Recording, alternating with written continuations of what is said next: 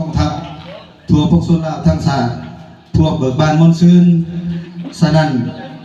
กองหอยทหารชายแดน545พวกเขาได้จัดงานเลี้ยงขึ้นเพื่อ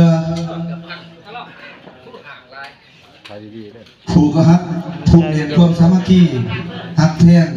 ระวังขันเพิ่งกับขันลุ่มระวังกุ๊กก้มเพื่อนออมคางที่มีการพัวพันสนิทติดแน่นสันงานดังกล่าวนี้ถึงว่าสีเป็นงาน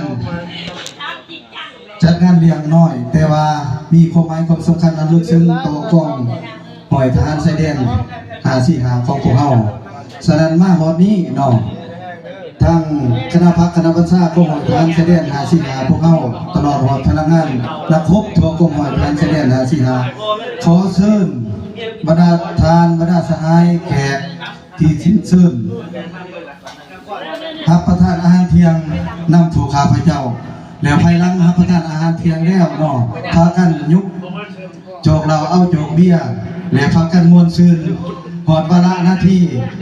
อันสมควรพวกเขาจะได้พากันเลิกลาหรือปิดเนาะสันมาวันนี้ข้าพเจ้าขออวยพรใส่ทางสหายพันธุคำไว้คำนี้ตลอดหอดพนักงานสมาชิกพรรคนักพบและบรรดาสหายแขกทั้งหมดจงมีสุขภาพเข้มแข็งแข็งแรงมันยืนขอขอบใจ